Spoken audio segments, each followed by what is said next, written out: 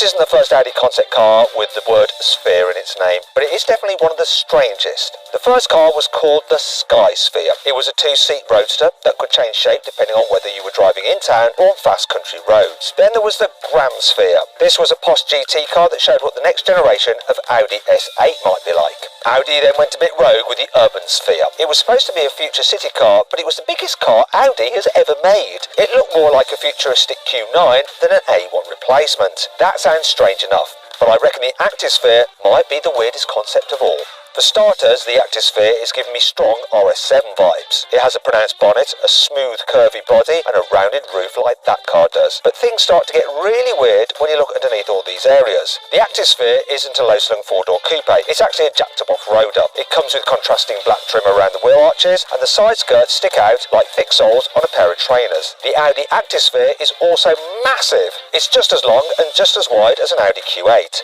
This combination of a sleek body and loads of SUV details reminds me of the Porsche Taycan Cross Turismo. Well, maybe one that's wearing stilts. But there's something even weirder about this Activesphere concept. It can turn itself into a pickup truck. Now I'll tell you more about that a bit later, but what do you think of the Activesphere's design? Should Audi make a jacked up version of the RS7 that can go off-road, or should they stick to making SUVs like the Q8? The Activesphere looks pretty wild, even for an Audi concept car, but it's all built using technology you'll be able to buy in a range of Audi production cars very soon. It's made using something called the PPE chassis. This is a fancy way of saying it comes with Audi's very latest battery and motor technology. Yes, this new Activesphere is an electric car, like almost every single concept car is these days. Audi has developed the PPE chassis with Porsche, and it'll appear in the new electric Macan, as well as the forthcoming A6 e-tron and Q6 e-tron. As well as the next generation EV technology, the Activesphere also comes with adjustable air suspension that can raise the car up by up to 40mm.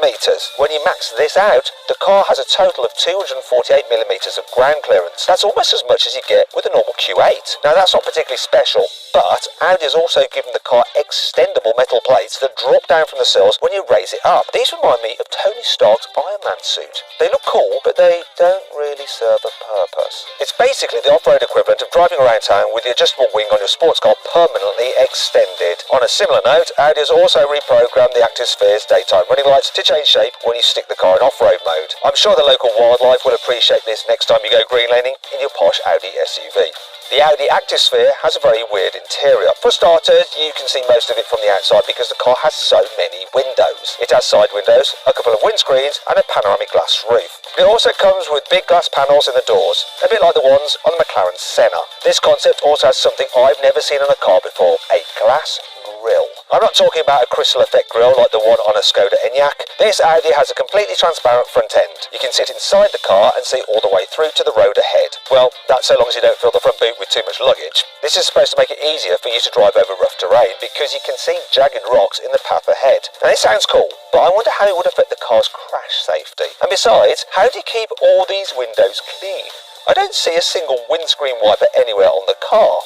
Anyway, back to the cabin. Inside you get 4 separate seats instead of 2 front seats and a rear bench like in most cars. There's also a heated and cooled storage box that runs through the middle of the car. The Activesphere is supposed to show what future Audis could be like when self-driving technology is fully developed. This means it comes with a completely hidden steering wheel, but the dashboard usually sits on the floor behind the pedals, but it can fold up and deploy a steering wheel if you want to drive yourself. This isn't the only part of the Activesphere that can fold away. The rear hatchback can open to turn this coupe into a sleek pickup truck. The rear window slides up onto the roof and an extra glass panel extends out to the floor in the boot. Audi reckons you might use this for carrying bulky sports gear around, so it fitted special mounts on the tailgate that can hold a few electric bikes. Don't fancy biking? Audi has also given the Activesphere a built-in ski rack that folds out at the roof.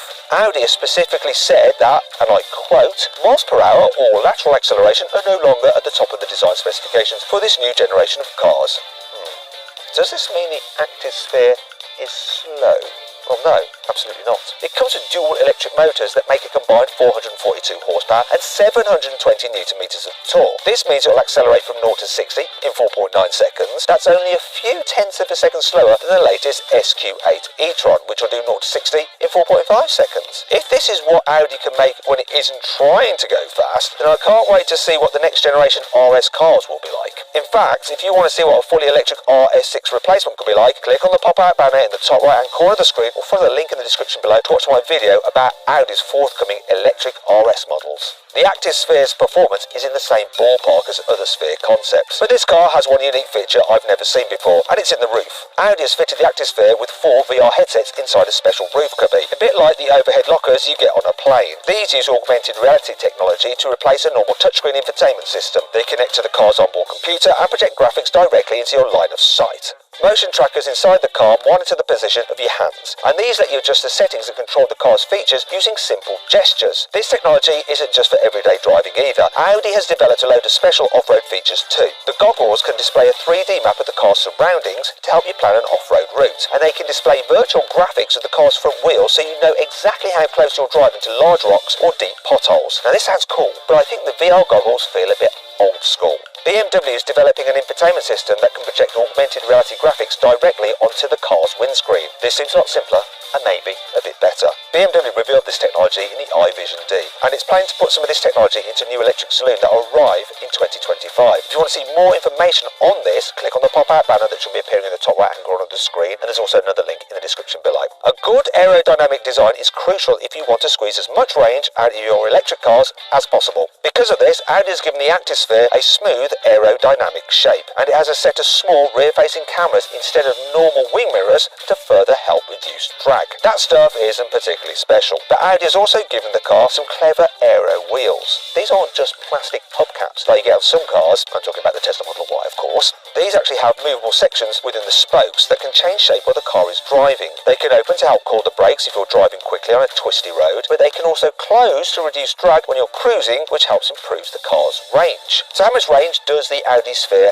have? Well, it comes with Audi's latest 100 kWh battery pack. This holds enough charge to drive for well over 372 miles on a single charge. It also features an 800-volt electrical system that will let you recharge the battery using 270 kilowatt fast chargers. These will give you up to 186 miles of extra range in about 10 minutes. And this is exactly the sort of technology you can expect to see in the next generation electric cars from Audi and Porsche in the next few years. The Activesphere won't actually go on sale, just like all the other Audi Sphere concepts won't. But parts of the car will inspire future production cars that Audi will reveal very soon. I'm talking about elements of the design, as well as battery and motor technology from the new PPE platform. Audi plans to release 2 all-new EVs using this platform before the end of 2023. One is likely to